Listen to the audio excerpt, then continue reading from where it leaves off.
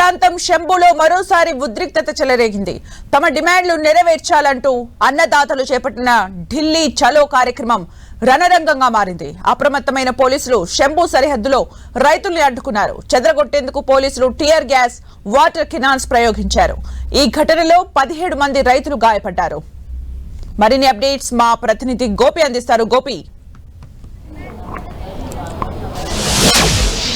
రైతులు తమ పెండింగ్ డిమాండ్లను నెరవేర్చేందుకు వరుసగా మూడోసారి ఢిల్లీ చలో యాత్రకి ఈరోజు ప్రయత్నించడం జరిగింది. అయితే మూడోసారి కూడా రైతుల ఢిల్లీ చలో యాత్రను పంజాబ్, హర్యానా పోలీసులు నిర్వహించడం జరిగింది. పంజాబ్, హర్యానా సరిహద్దు శంభు సరిహద్దు వద్ద ఈరోజు ఉద్రిక్తకర పరిస్థితులు నెలకొన్నాయి. రైతులు పంటల మద్దతు ధరకు చట్టబద్దత, అలాగే రుణమాఫీ సహా రైతులకు పెన్షన్లు, విద్యుత్ బిల్లుల్ని పెంచవద్దని చెప్పి, అలాగే లఖింపూర్ కేరీ ఘటనలో రైతుల్ని కేసుల నుంచి మినహాయించాలని, బాధిత కుటుంబాలకు నష్టపరిహారం ఇవ్వాలని చేపట్టిన ఆందోళనకు సంబంధించి ఈరోజు మరోసారి డిసెంబర్ 6వ తేదీన, డిసెంబర్ 8వ తేదీన, అలాగే ఈరోజు 14వ తేదీన మరోసారి ఢిల్లీ చలోకి పిలిపివ్వడం జరిగింది. సంయుక్త కిసాన్ మోర్చా నేతృత్వంలో 101 మంది రైతులు ఢిల్లీ వచ్చేందుకు ప్రయత్నించగా మరోసారి ఇటు వాటర్ కెనాన్స్, అలాగే టియర్ గ్యాస్ ప్రయోగించి రైతుల్ని అడ్డుకోవడం జరిగింది. ఇందులో 17 మంది రైతులకి తీవ్ర గాయాలు అవడం జరిగింది. అలాగే ఒక రైతుని హాస్పిటల్ కూడా తరలించిన పరిస్థితి. ఈ రోజు టియర్ గ్యాస్ ప్రయోగించడంతో పాటుగా వాటర్ కెనాన్స్ లో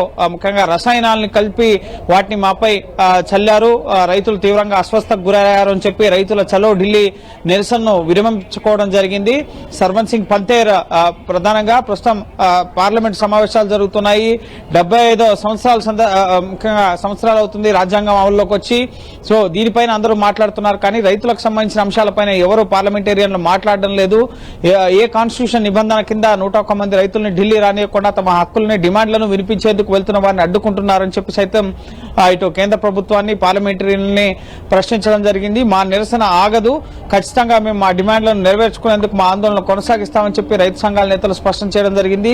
డిసెంబర్ 16వ తేదీన ఇటు ట్రాక్టర్ ర్యాలీని పంజాబ్ మినహా మిగతా రాష్ట్రాల్లో ట్రాక్టర్ ర్యాలీని రైతు సంఘాల నేతలు నిర్వహించబోతున్నారు. అలాగే డిసెంబర్ 18వ తేదీన రైలు రోకో కార్యక్రమానికి సైతం రైతు సంఘాల నేతలు పిలిపివ్వడం జరిగింది. సో తమ ఆందోళన కొనసాగుతుంది. ప్రభుత్వం దిగొచ్చి మా డిమాండ్లను నెరవేర్చేంత వరకు కూడా ముఖ్యంగా 3 వ్యవసాయ చట్టాలను రద్దు చేసుకున్న సందర్భంగా రైతుల పంటల మద్దతు ధరకు చట్టబద్దతతో పాటుగా రైతు రుణమాఫీ, అలాగే ఇటు రైతులకు 60 ఏళ్లు దాటిన రైతులకు పెన్షన్లు ఇవ్వడం, ముఖ్యంగా లఖింపూర్ కేరీ ఘటనలకు సంబంధించిన బాధితులకు సంబంధించి నష్టపరిహారం ఇవ్వడం, అలాగే విద్యుత్ సవరణ చట్టం బిల్లులో భాగంగా విద్యుత్ ఛార్జీలను పెంచకుండా ఉండడానికి సంబంధించి కొన్ని హామీలు కేంద్ర ప్రభుత్వం ఇవ్వడం జరిగింది. కానీ వాటిని నెరవేర్చకుండా తాత్సారం చేస్తున్నారన్న కోణంలో రైతులు ఈ ఏడాది ఫిబ్రవరి నుంచి కూడా ఇటు ఢిల్లీ, ఇటు హర్యానా, పంజాబ్ సరిహద్దులు, శంభు సరిహద్దుల వద్ద నిరసన కొనసాగిస్తున్నారు.